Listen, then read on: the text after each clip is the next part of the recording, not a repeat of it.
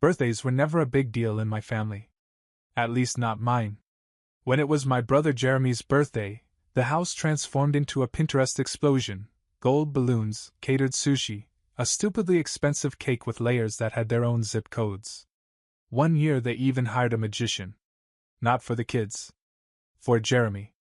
Because, according to my mom, he still believes in wonder. When it was my birthday, let's just say if you blinked you missed it. And if you dared mention it, you got the classic mom line: "You're so low maintenance, sweetie. You don't need all that fuss." As if being ignored was my defining personality trait. This year, though, I thought it might be different. I had turned 26. Not a milestone, I know, but something about it felt heavier. Maybe because I had just started to piece my life together. Got promoted at work, finally moved out of my roommate's moldy apartment, bought a used car that didn't sound like a blender full of gravel. Progress. And this year, for the first time in a long time, I had dared to hope that maybe, just maybe, my family would notice. I didn't expect a parade. Just maybe a dinner. A text. A cake from the grocery store that didn't taste like frosted cardboard. Instead, silence. Morning passed. Afternoon too. I even gave them a generous window, maybe they're planning a surprise buffer zone that hopeful people invent to protect themselves. Around 6 p.m., I heard a car start in the driveway. I peeked through the blinds like a sitcom character, expecting to see balloons, a cake box, something. Instead, it was my mom, dad, and Jeremy. Dressed up. Laughing. Getting in the car. I opened the door just as they were backing out. "Hey," I called. "Where are you guys going?" Mom looked mildly startled. "Oh, hey, honey. We're just grabbing dinner." Jeremy, from the back seat, shouted, "Special dinner! Dad made a reservation at Taverna Luca." That's his favorite restaurant. One of those overpriced rustic Italian places where the bread comes in a tiny cloth pouch like it's being baptized. "Oh," I said. "Cool. I'll just see you later?" "Sure thing, birthday boy," Mom called. And then she shut the door. "Not mine. Theirs." And they drove off. For a few seconds I just stood there. Like maybe someone was going to jump out of the bushes with a cake and a banner that read, "Gotcha!" But no. Just me. And the sound of the neighbor's sprinkler clicking like a sarcastic metronome. I went back inside. Opened the fridge. Leftover Chinese takeout. One dumpling. It was the most depressing game of "What's for dinner?" I'd ever played. But I ate it. Alone. In the kitchen. While my family clinked glasses over tiramisu 2 neighborhoods away. The worst part? I tried to rationalize it. They're busy. They forgot. They'll make it up to me. But as the night went on and not one text came through, not even a drunk emoji from my dad, it sunk in. I wasn't low maintenance. I was optional. And the thing about being optional is, eventually, you stop waiting to be chosen. The next morning, Jeremy posted a group photo from the restaurant. All of them smiling, wine glasses raised. Caption: "Family is everything, yellow heart." I didn't comment. I didn't like it. But I did read it. Over and over. Because that's what lonely people do. They look for clues in captions like archaeologists uncovering proof of abandonment. A week later, Mom sent a card. A plain white envelope with my name scrawled on the front like it was an afterthought. Inside was a greeting card with a generic "Happy birthday, son!" in Comic Sans and a $20 bill folded once. No message. Just that. Like an awkward bribe from someone who knew they messed up but didn't want to actually admit it. I stared at the 20 for a long time. I almost used it to buy lunch. Instead, I stuck it on the fridge with a magnet shaped like a duck. It stayed there for 11 months. And every time I opened the fridge, it reminded me that even when they remembered me, it was barely worth a full tank of gas. But I didn't say anything. Because when you're the quiet one, people expect you to swallow everything like it's your job. Until they ask you for a favor. Which they did. Almost exactly 1 year later. It started 11 months after the dumpling dinner incident. I'd almost forgotten about it. Not in a healed, mature way, more like how you forget the shape of a bruise until someone taps it again. I'd just gotten home from work when my phone buzzed with a message from Mom.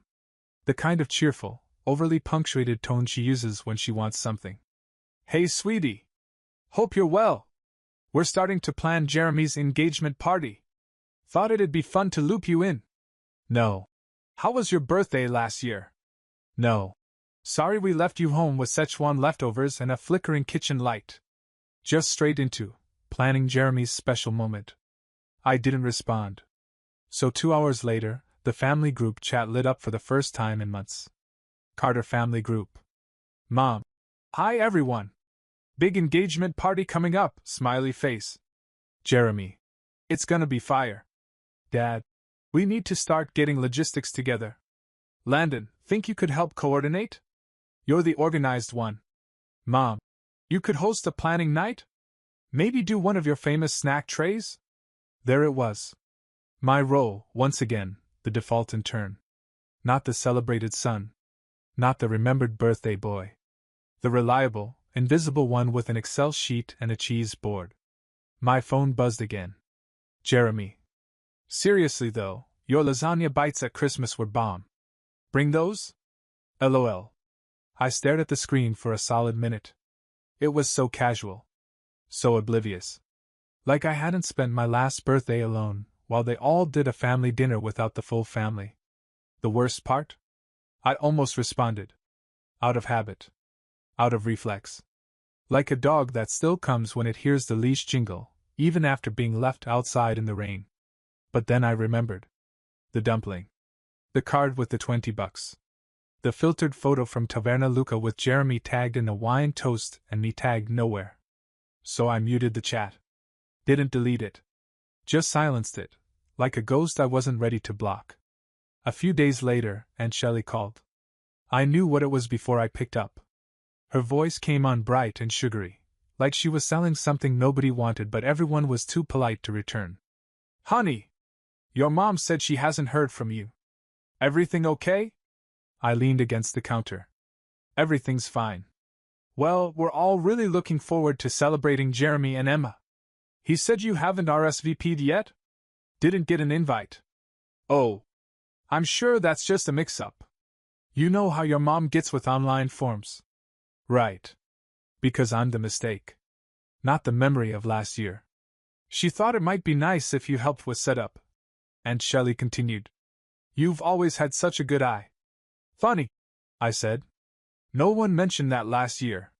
A pause. A shift. Like she heard it, and didn't want to acknowledge it. Family's complicated, she said finally, like that was a valid excuse for being disposable. Only when it's convenient, I replied. She didn't argue. She just pivoted. Well, we all miss you. Let me know if you change your mind. Click. I didn't change my mind. In fact, I went deeper into my own space.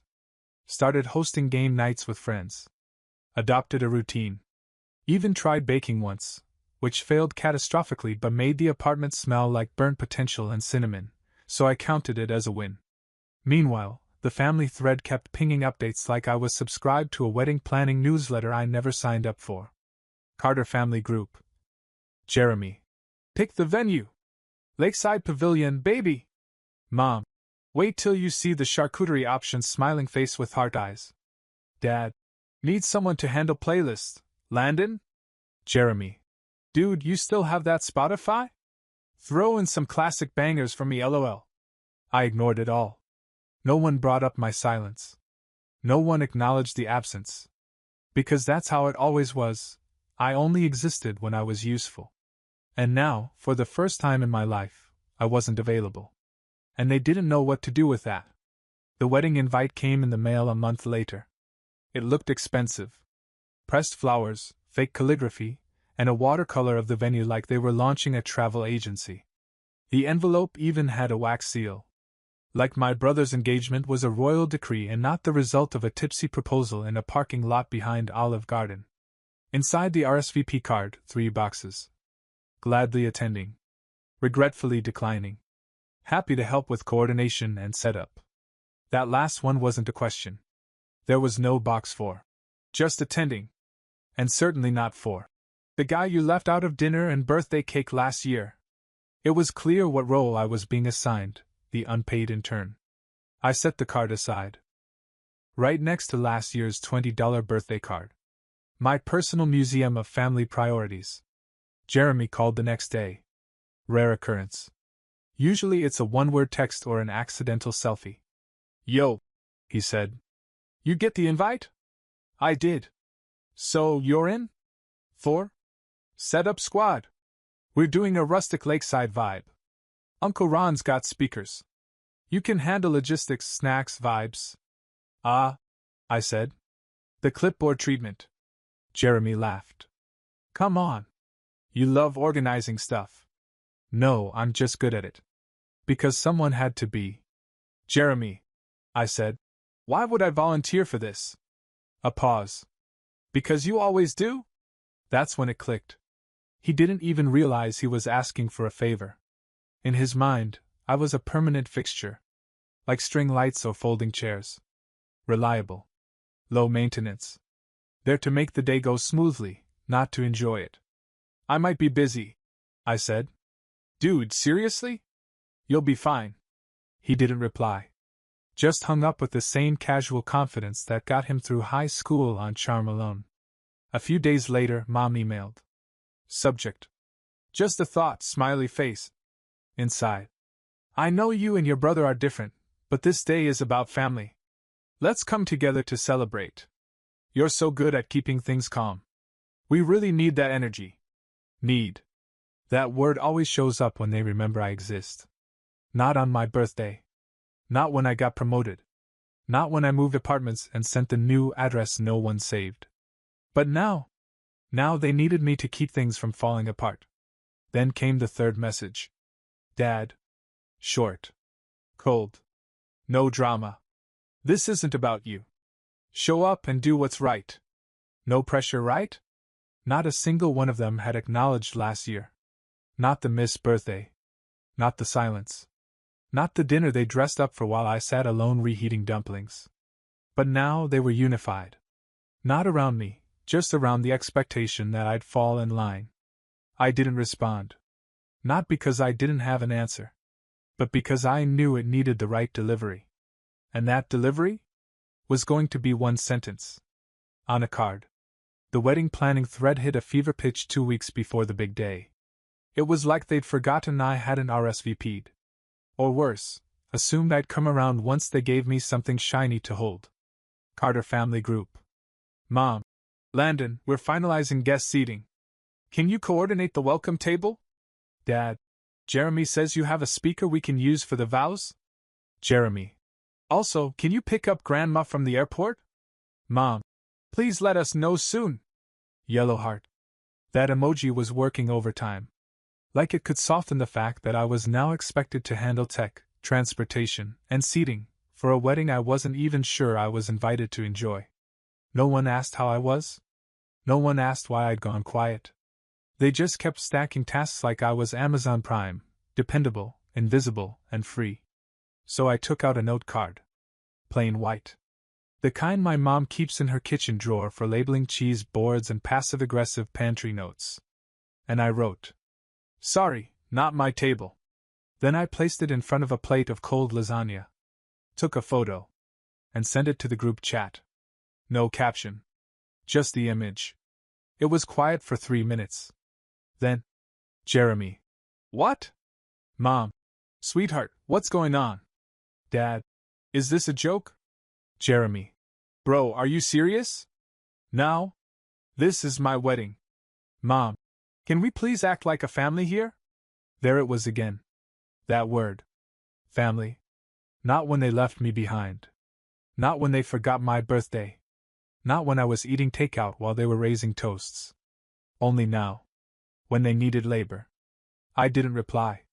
Instead, I muted the chat again, for real this time, and slid the card onto my fridge next to that $20 birthday bill. 2 little notes that said everything they didn't. Later that week, Aunt Shelley called. Again. "You really hurt your mom's feelings," she said. I raised an eyebrow. "Did I hurt her feelings?" I asked. "Or just refused to ignore mine for once?" "She was crying," she added. "She also didn't call me for my birthday." A long pause. Then, "It's not about that." "No," I said. "It's about the fact that I was the only one who noticed." She didn't argue. She just sighed. "So you're not coming?" "I never said that." "You're not helping?" "Nope." Silence again. "Okay," she said softly. "I guess that's fair." The night before the wedding, I got a text from Jeremy. Just one line. "You really not coming?" I stared at it for a long time. Thought about typing something poetic. Something devastating. Instead, I wrote, "Not unless there's a chair for me." He left it unread. I didn't hear back. And I didn't expect to. Because that's what happens when you stop performing the role they wrote for you. They don't know what to do with you. Especially when the quiet one finally says something loud. The next morning, I got dressed in a black button-down and jeans. Nothing fancy. I wasn't going to their party. I was taking myself to breakfast. Sat at a diner, ordered pancakes with extra butter, and watched the wedding photos roll in on Instagram, all white linen and lakeside smiles. They looked happy. They looked complete. They looked like I was never supposed to be there in the first place. And for the first time? That didn't sting. It felt like the truth. And truth, as it turns out, is more filling than birthday cake. The wedding came and went without me. No last-minute calls. No texts begging me to reconsider. Just radio silence, like I'd been quietly photoshopped out of their picture-perfect weekend. But I watched it unfold anyway, not because I wanted to, but because algorithms don't forget who your family is. Instagram knew. Facebook knew. Even Google Photos sent me a little memory from this day last year. Reminder, which was extra insulting considering last year's memory was me holding a single dumpling over the sink like a raccoon with imposter syndrome. But this year's highlight? The welcome table. In every photo, there it was, slightly crooked, decorated with fake eucalyptus, and manned by Jeremy's college roommate Kyle. I knew Kyle. He once microwaved a fork. But sure, he could handle guest check-in. In the comments people raved. Beautiful event. So magical. Your family is goals. I didn't like a single post. But I read all of them. Because sometimes you have to see the fantasy to remind yourself what the truth cost. The following Monday, I got the first call. Mom. I let it go to voicemail. Then Dad. Straight to missed call. Then Mom again. This time, she left a message. Landon. We need to talk. Please call me. I didn't. Not out of spite, out of peace. There was nothing left to say that hadn't already been written in silence and lasagna. That Friday, I came home to find a small box on my doorstep. Inside, a mini photo album. Handmade. With ribbon. On the first page, Jeremy and Emma smiling under a floral arch. On the second, my parents' arms around the happy couple. On the third, a note. In my mom's handwriting. We missed you. It wasn't the same. That's all it said. Not, we're sorry. Not, we should have done better. Just a vague ache pretending to be an apology. I closed the album and placed it on the bookshelf. Not to cherish, just to remind myself. People can miss you. Without ever learning why you left. The next week, Aunt Shelley called again. This time, her tone was different. Less sweet tea, more straight talk. They're not doing well, she said. I didn't ask who. She went on. Jeremy's upset. Your dad's mad. Your mom's quiet. She keeps saying she thought you'd show. She also thought $20 and a smiley face fixed birthdays. I'm not defending her, Shelley said. But they're rattled. You've never pushed back like this. Exactly. That's what scares them. I almost laughed. Me? I scare them? Not you, honey. Just the version of you that doesn't say yes anymore. Later that night, I pulled out the RSVP card again. Still blank. I flipped it over and jotted something on the back. Nothing long. Just a date. My next birthday. I stuck it on the fridge next to the old card and the note that started it all. A timeline. A quiet little calendar of when things shifted. Not in a blow-up. Not in a fight. but in a fork in the road, where I didn't follow them anymore. Because here's the thing they don't understand. When someone always says, yes, they don't expect your no to be permanent. They assume it's a pause, a mood, a temporary storm. But sometimes, no is just the beginning of your voice finally being loud enough to hear, even if it only echoes in the space where family used to be. Absence doesn't make the heart grow fonder. It just makes things quieter. Uncomfortable. Like someone turned off the radio mid-sentence, and now everyone's pretending it was never on. I stopped showing up, and no one said anything at first. Not directly. I missed Sunday dinner? Crickets. Didn't comment on Jeremy's honeymoon posts? Radio silence. Skipped the Carter family pumpkin patch parade? No angry texts. Just a suspicious drop in photos. Like my absence had to be edited out instead of addressed. But you could feel the static building. And eventually, it started crackling. Thanksgiving was the first real test. They always did the same thing. My mom's famous dry turkey, Dad pretending to know how to carve it, Jeremy loudly explaining football to people who already knew it, and me, seated at the corner of the table with the same quiet and helpful label pinned on like a name tag. But this year, I wasn't there. I didn't call. Didn't send a Happy Thanksgiving text with a smiling turkey gif. I just didn't exist for the day. 3 days later, I got a photo from Aunt Shelley. No caption. Just the dining room. The table was set for 8. There were only 7 people in the picture. My chair was still there. Napkin folded. Fork polished. Empty. I didn't respond. But I looked at that photo longer than I meant to.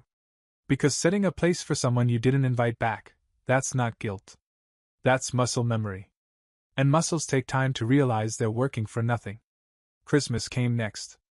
I got a box in the mail. No return address, but the handwriting on the label gave it away. My mom, still writing like she's solving crosswords under pressure. Inside, a Starbucks gift card, a pine-scented candle, and a generic store-bought card that read, "Warm wishes, the Carters." Like I was a neighbor. Like they were hoping to stay on my good side in case they needed to borrow sugar. No personal message. No. Love, Mom and Dad. No reference to my birthday. Not even a guilt-wrapped "We miss you." Just the equivalent of a shrug wrapped in bubble wrap. I lit the candle anyway. The scent was called Woodland Solstice. It smelled like burnt pine cones and unresolved tension. I set the card next to the old RSVP and the original "Sorry, not my table" note. My fridge had officially become a shrine to boundaries. But while their messages got colder, mine got louder, not in volume, but in presence. I was moving forward. I pitched a project at work I'd been sitting on for a year. They bought it. My manager said, "Didn't know you had that in you." I smiled and thought, either did my family. I moved into a new apartment. Top floor. Actual windows. A balcony with enough space to sit and breathe. No squeaky pipes. No folding chairs. And then, somehow, I met someone. Lena. She had wild curls, a dry sense of humor, and a career in graphic design that involved calling fonts criminal, and packaging design a public health issue. She asked about my family on our second date. I told her about the birthday, the lasagna, the $20 bill. She blinked twice. Okay, wow. Then leaned back in her chair and said, "Well, I once got kicked out of a family Zoom for suggesting we skip charades." It wasn't the same. But it was close enough. By the 4th date, she was at my apartment. She saw the card on the fridge and read it aloud. "Sorry, not my table." "That's cold," she said, grinning. I shrugged. "It's honest." She looked at it again, then at me. "No offense, but I think they underestimated you." That one landed harder than I expected. Because she was right. They didn't think I had a breaking point. They just assumed I'd bend forever. In March, Jeremy and Emma posted about their honeymoon. White sand beaches, cocktails with flowers, matching white robes. The caption? "Wouldn't be here without our amazing support system. Yellow heart #family first #grateful #Team Carter." I didn't roll my eyes. Didn't even scoff. I just kept scrolling, ordered a burger, and got back to work. That's how I knew I wasn't bitter anymore. I wasn't interested. And then in May it happened. A text from Dad. We're having a cookout next Saturday. Just family. Hope you can come. No passive-aggressive emoji. No guilt. No long-winded speech about unity or being the bigger person. Just a sentence. Just space. I stared at it. Then typed. Appreciate the invite. I'll think about it. And I meant it. Because I wasn't saying yes out of habit anymore. And for the first time in my life, I knew they could feel the difference. The day of the cookout, I almost didn't go. I sat in my car across the street, engine running, debating whether to just drive to Lena's place and pretend I forgot. I had a perfectly reasonable excuse locked and loaded, a last-minute work call. Classic. Clean. Cowardly. But I didn't. I turned off the engine and walked up the driveway, lasagna dish in one hand, sunglasses on like armor. If I was going to be seen, I wanted it on my terms. The backyard looked exactly the same. Same lawn chairs. Same folding table. Same overcooked burgers. Jeremy was by the grill holding a pair of tongs like they were a microphone. The moment I stepped through the gate, the volume dropped by half. Conversations didn't stop. They just ducked. Like everyone suddenly remembered I existed, but forgot how to greet me. Then Mom spotted me. Oh. Landon, sweetie, you came. Like I just wandered in from a forest. She wrapped me in a hug that felt both stiff and desperate. Like she wasn't sure if I'd disappear mid-squeeze. Jeremy called from across the yard. Dude, you made it. He jogged over, still holding the tongs. Hey, man. Seriously. Glad you're here. I nodded. Looks like you're killing it. Burgers okay? Little burnt, he admitted. But it's tradition. The smile he gave me was familiar, the same one from every birthday I never got, every celebration where I stood on the sidelines. But this time? I didn't force one back. I just nodded again and moved toward the table. That's when I saw it. The seating chart. Not a real one, just folded napkins with names written in Sharpie. Emma. Jeremy. Mom. Dad. And Shelley. Even Kyle. No Landon. No napkin. No seat. I blinked. Turned to the table behind the grill, the overflow, one they usually used for drinks and side dishes. There it was. A single seat. A paper plate. A Sharpie name tag taped to the tablecloth. Landon. At the condiment table. Next to the pickles. They made room, just not at the real table. I didn't say anything. Didn't storm out. Didn't flip the burgers or the script. I just walked over, set the lasagna down, and sat at my designated solo seat. People watched. Some whispered. Emma gave me a small wave like she was apologizing for marrying into this circus. And I sat there. Quiet. Not angry. Just done. Eventually, Aunt Shelley came over. She pulled up a chair next to mine and passed me a soda. You okay, kiddo? Yep. Looks a little tight over here. It's fine. She paused. You know, your mom said she thought you'd want your own space. Ah. The pickle throne. Generous. She smiled sadly. They still don't get it, do they? No, I said. But I finally do. I didn't stay long. Told them I had an early meeting. Packed a small plate of food, not because I was hungry, but because I didn't want to leave empty-handed. Call it symbolism or just plain pettiness. As I walked back to my car, Jeremy shouted, We gotta catch up sometime, bro. I turned and gave him a thumbs up. Didn't break stride. Didn't look back. Because catching up isn't possible when someone never thought you were behind in the first place. And sometimes, you stop trying to belong at a table that keeps moving your seat. 3 weeks after the cookout, I got a package in the mail. No return label. But the handwriting on the front gave it away, the same urgent cursive my mom used for every holiday envelope, grocery list, and emotional landmine. Inside was a photo album. Not a digital one. An old-school, printed, glued, and labeled photo album. On the first page, a photo from the wedding, Jeremy and Emma under the arch, smiling, wind blowing Emma's veil at just the right angle. It looked like a stock image. On the next page, the welcome table, the guests, my parents with champagne. No sign of me, of course.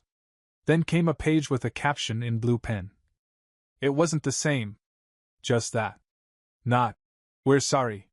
Not, we should have done better. Just, it wasn't the same. I closed the album. Not out of anger, just clarity. Because I knew what that sentence really meant. They didn't miss me. They missed what I did. The filling in. The stepping up. The convenient presence that made the whole machine run smoother.